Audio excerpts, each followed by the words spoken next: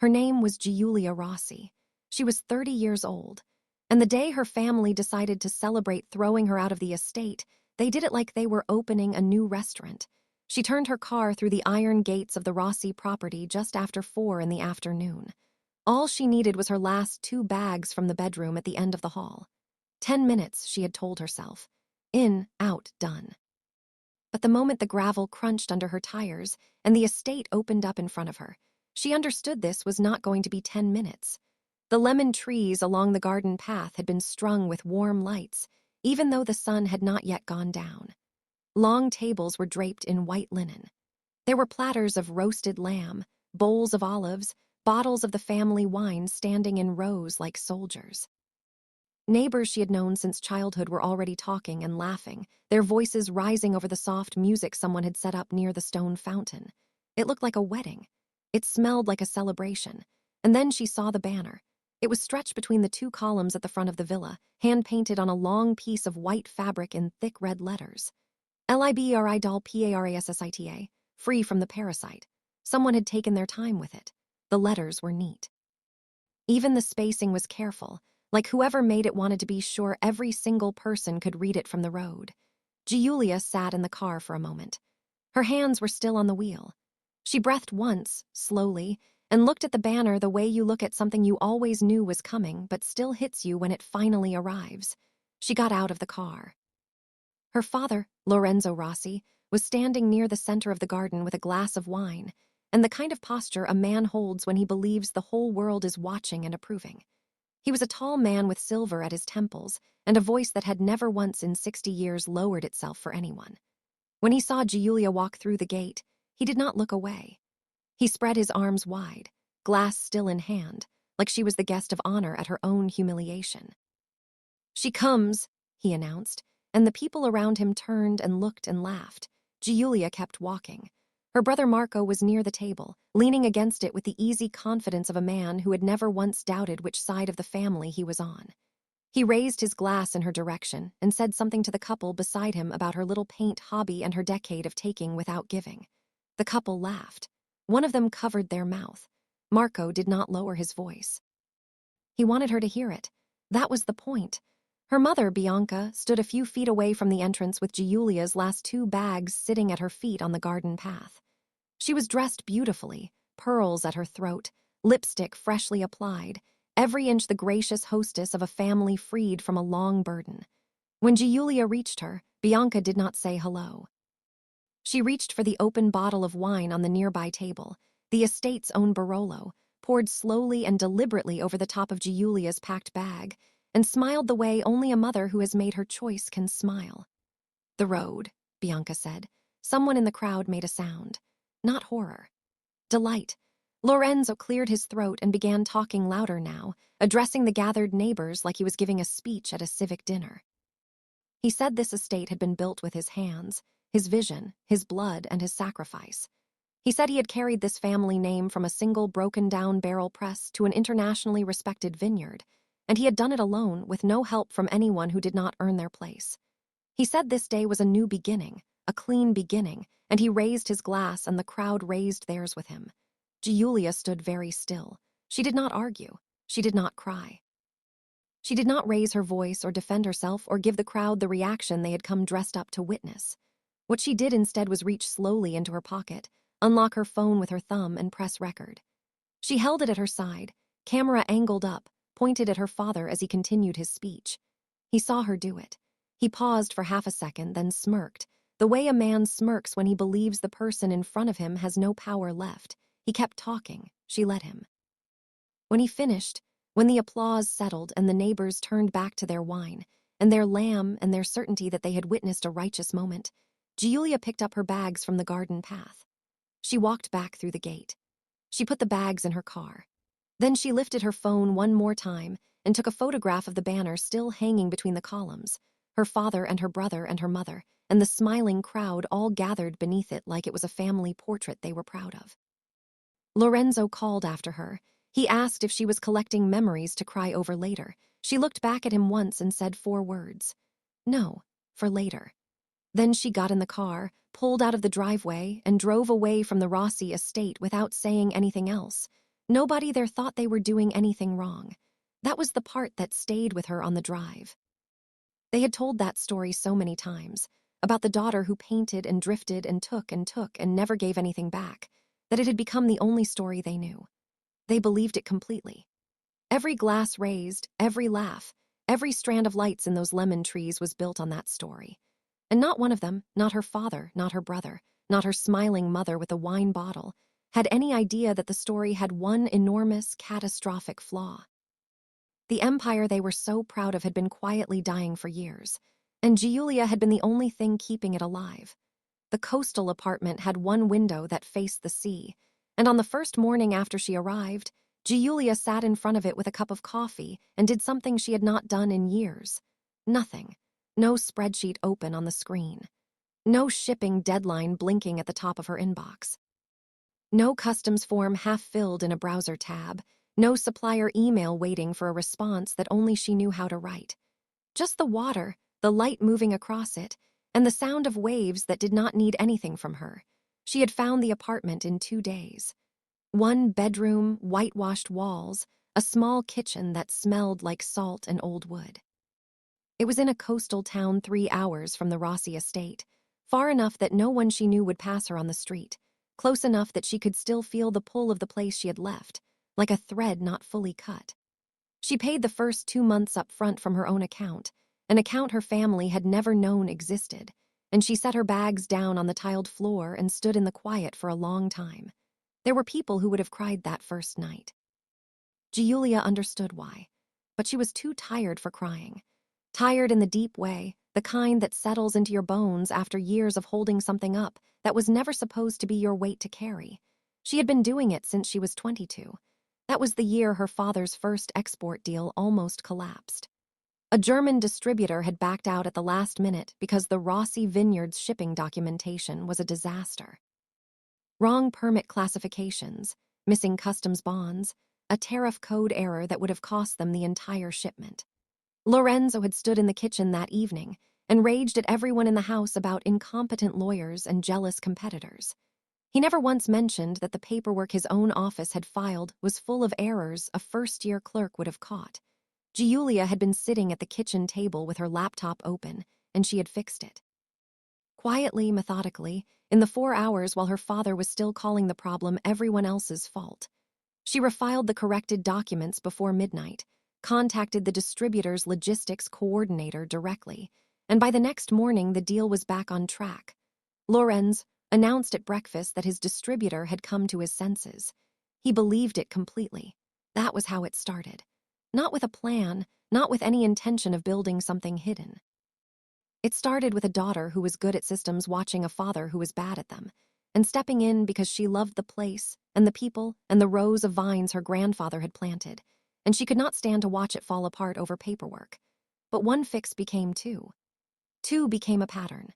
And a pattern, over 8 years, became an entire infrastructure that existed almost entirely inside Giulia's name, her accounts, her professional relationships, and her head. The East Wing studio had been her idea. She told her parents she needed a space to paint, which was true in the beginning. She had always loved painting. But somewhere in the second year, the canvases stopped being canvases and started being flowcharts. Distribution routes mapped in acrylic. Logistics timelines sketched in charcoal. The sketchbooks she carried everywhere were filled with permit reference numbers, supplier contacts, customs bond renewal dates, and encrypted ledger notes that looked like abstract drawings if you did not know what you were looking at. She had built the Rossi Vineyards' entire international operation from that room. The UK supermarket contract that her father toasted at every dinner as proof of his vision, Giulia had negotiated that. She had spent 4 months corresponding with the retailer's procurement team, restructuring the Rossi pricing model, arranging the cold chain logistics, and filing the export certifications required for the deal to clear British customs. When the contract was signed, she handed the paperwork to Marco to present at the family meeting because Marco had asked her to. Said it would look better coming from him since he was the one in charge of client relations. She let him do it. She let him stand at the head of the table with those papers in his hands and accept their parents' applause. She sat at the corner of the table and watched her father grip Marco's shoulder and say, "This is what a Rossi looks like when he works," and she said nothing.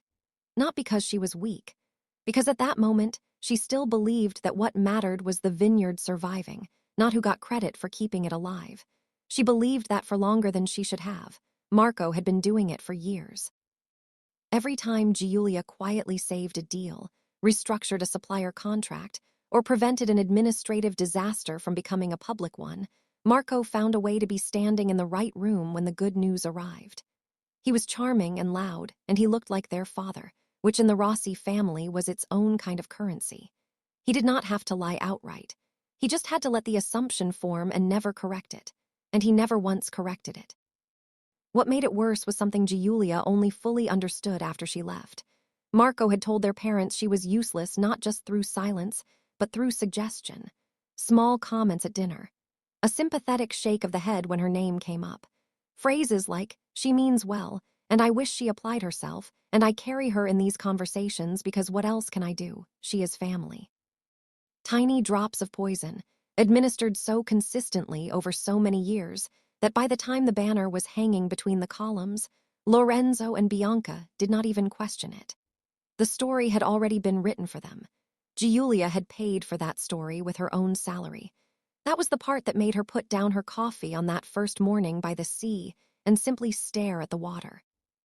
For 3 years, she had been running a legitimate international logistics consultancy under her own company registration, billing international clients at professional rates, and taking the income she earned and routing portions of it quietly back into the Rossi Vineyards' operational gaps. Worker payroll when Lorenzo miscalculated cash flow. Supplier deposits when Marco promised delivery timelines the estate could not actually meet. Insurance renewals.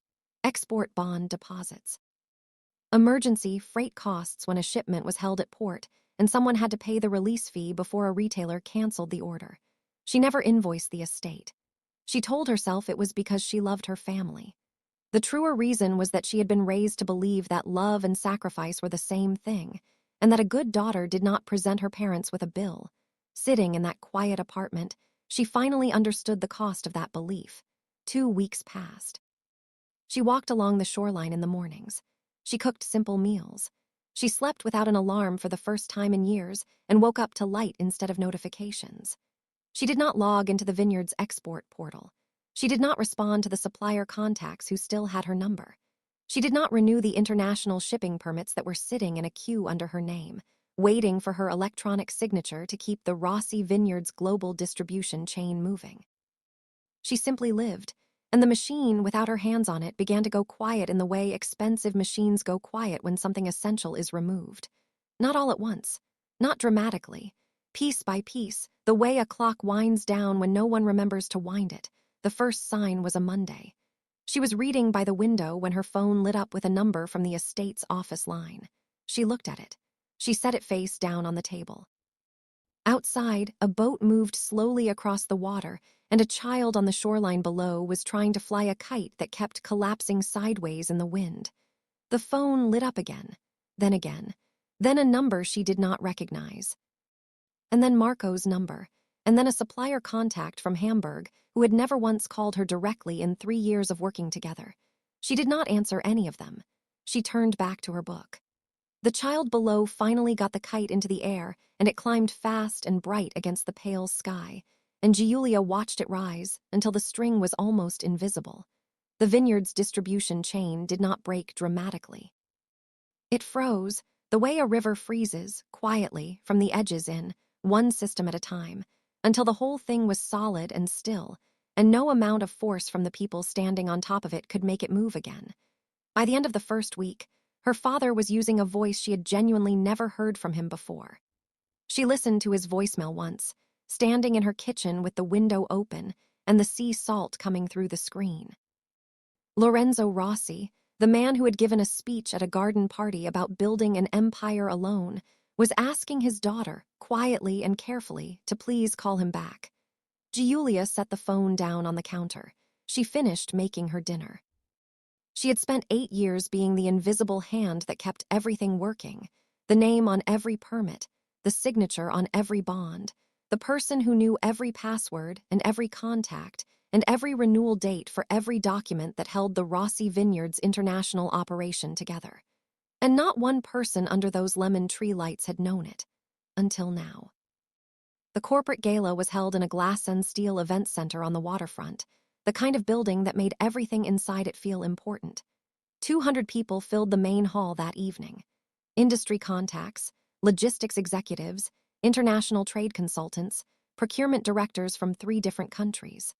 The kind of room Giulia had been working toward for years, quietly, without anyone in her family knowing she was doing it. She was the keynote speaker.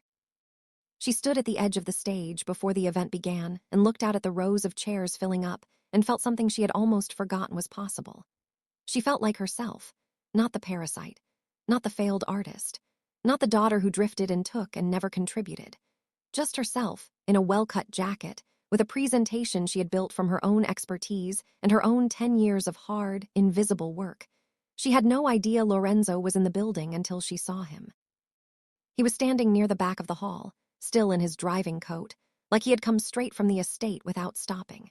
He looked older than she remembered, which was strange because it had only been 2 weeks. But panic ages a person faster than years do, and Lorenzo Rossi had the look of a man who had not slept properly since the night his distribution chain went silent. He saw her at the same moment she saw him. He crossed the room toward her with the focused stride of someone who had rehearsed what they were going to say on the drive over. Giulia watched him come and felt her heart rate stay exactly where it was. Steady. She had been preparing for this conversation, in one form or another, for 8 years. He stopped in front of her and did not bother with hello. He said the permits were frozen. He said the UK shipment was sitting in a customs hold, and the retailer had issued a suspension notice. He said the Hamburg supplier was refusing to release the next order without a signed bond renewal. And that bond, like every other bond connected to the Rossi Vineyards international operation, was registered under her name and nobody else's. He said Marco had tried to access the export portal and been locked out because the credentials were hers. He said he needed the passwords, the renewal authorizations, and her signature on 3 documents by the end of the week or the biggest contract the vineyard had ever signed would be canceled. He said all of this quietly, standing in a room full of her professional peers, in a tone that suggested he was doing her a favor by asking instead of demanding. Giulia let him finish. Then she reached into the leather folder she was carrying and took out an envelope and held it toward him. He looked at it like she was handing him something that might bite. He took it. Inside was a single document. Clean, professional, formatted the way every invoice she had ever produced was formatted, because she was good at her work and she had always been good at her work. It was a backdated consultancy services invoice. 10 years of international logistics management, export compliance, customs bond administration, supplier contract negotiation, and distribution chain oversight for the Rossi Vineyard estate. The rate she had applied was the standard market rate for a senior offshore operations consultant, which she knew precisely because she had been billing other clients at that rate for years. The total at the bottom of the page was more than the vineyard's current market valuation. Lorenzo stared at the number for a long time. She watched his face move through several things at once. Disbelief first, then the beginning of anger, then something underneath the anger that was closer to fear, real fear, the kind that comes when a man realizes the ground he was standing on was never actually his. He looked up. His voice had an edge in it. He said she had built this to hurt him. He said she was exaggerating years of small favors into something they were never meant to be. He said a daughter did not invoice her father for love. Giulia reached into the folder again. She took out her phone, opened the video she had recorded at the garden party 2 weeks earlier, and pressed play. His own voice came out of the speaker, clear and proud and loud enough that the people nearest to them glanced over. Lorenzo Rossi, standing under the lemon tree lights with a glass of wine, telling 50 neighbors that he had built his empire alone, from the dirt up, with no help from anyone who had not earned their place. She let it play until he reached for the phone to stop it. She pulled it back before he could. She told him, quietly and without drama, that a man who publicly declares sole ownership of an enterprise also publicly accepts sole liability for its debts. She told him that the recording was dated, time-stamped, and witnessed by approximately 50 people who would remember exactly what he said. She told him she had not decided yet what to do with it. Lorenzo's jaw tightened. His hand, she noticed, was not entirely steady. He tried one more thing. He lowered his voice until it was almost gentle, and he said they were family. He said whatever had happened, whatever mistakes had been made, blood was still blood, and the estate still carried her grandfather's name, and surely she did not want to watch everything her family had built turn to dust over a disagreement. Giulia looked at her father for a long moment. She thought about her grandfather's rows of vines and the smell of the harvest, and the way the estate looked in early morning light when the mist sat low over the valley. She thought about every night she had stayed awake in that East Wing studio, fixing what was broken, covering what was short, writing the emails and the permits and the supplier responses that kept the whole thing breathing. She thought about the banner between the columns and the wine poured over her bag and her mother's smile and her brother's toast, and 50 neighbors laughing under warm lights at the idea of her. Then she said something she had never said to him before in her life. She said the estate had not survived because of the Rossi name. It had survived because of her work, and she had given that work freely, and she had been called a parasite for it publicly in front of everyone who knew them. And she was done, not angry. Not performing. Just done, the way a person is done when they have finally run all the way to the end of something, and there is nothing left to run toward. His phone rang. He looked at the screen. She saw the color leave his face in a single quiet wave. It was the estate's primary creditor, calling about the suspended distribution revenue and the outstanding bond liabilities that had just been flagged in the system. Lorenz looked at his daughter. For one moment, just one, the performance dropped completely and she saw underneath it the real man, older and frightened and genuinely unable to understand how he had arrived at this place. She picked up her folder. She told him there were resources she could write down for him. A logistics consultant who took on distressed accounts. A small business attorney who handled restructuring. A supplier mediator she had used twice and trusted. She was not doing it to be kind, not exactly. She was doing it because she was not her father, because cruelty had never been her language, even when it was the only language aimed at her. Then she walked back to the stage. The gala went well. People told her afterward that her keynote was the best of the evening. A procurement director from a Dutch firm asked for her card. 2 other consultants asked about her availability for upcoming projects. She stood in that glass and steel room with the waterfront lights behind her and shook hands and spoke and smiled. And not one person there had any idea that 20 minutes earlier she had handed her father a bill that ended a chapter of her life that had cost her more than she could fully calculate. 6 months later, the Rossi estate was sold. Not because of anything Giulia forced. Simply because without the distribution revenue, without the international contracts, without the export permits that had all been registered in her name and had all quietly expired without renewal, the vineyard's cash flow collapsed in stages, the way she had known it would, the way she had always been the one preventing it from doing so. Lorenz tried to hold it together. Marco tried to step in and found, for the first time, that there was nothing to step into because the actual work had never been his to begin with. The creditors were patient for a while, and then they were not. The estate sold to a property developer on a Tuesday in late autumn. Giulia knew because she checked the public record once, on the morning the transfer was filed, and then she closed the browser and did not look again. She had signed the papers on her own villa 2 weeks before that. It was small and white and sat on a gentle rise above the sea, with a garden that had no lemon trees, and she liked it precisely for that reason. She registered it under her own company name, the same LLC she had been building quietly for years, the one her family had never known existed, the one that had been paying her real salary while she funneled pieces of it back into an estate that called her a parasite. She hung one thing on the wall of her study, a photograph. A garden party in full sun, lemon trees strung with lights, long tables set with white linen and wine, 50 people laughing with their glasses raised. And between 2 stone columns, a hand-painted banner in careful red letters. LIBRIDAL-PARASSITA. She had it framed simply. No caption, no explanation. She did not need one. The people in that photograph had believed with their whole hearts that the day she drove away was the day the Rossi family was finally free. They were right about the freedom. They had just gotten the direction completely wrong. Giulia was the one who was free. She made coffee in her own kitchen on a Tuesday morning, stood at her window, and looked out at the sea that belonged to no one and asked nothing of her. The water was flat and silver, and the light was just starting to come up over the horizon, turning everything it touched a slow and quiet gold. She had spent 8 years being the hidden thing that held a broken place together. The invisible hand, the ghost in the machine, the woman in the studio that nobody thought was working. Her father's greatest mistake was not the party. It was the speech, the one he gave with a full glass and 50 witnesses, where he told the world he had done it all alone. She had simply stopped arguing with him.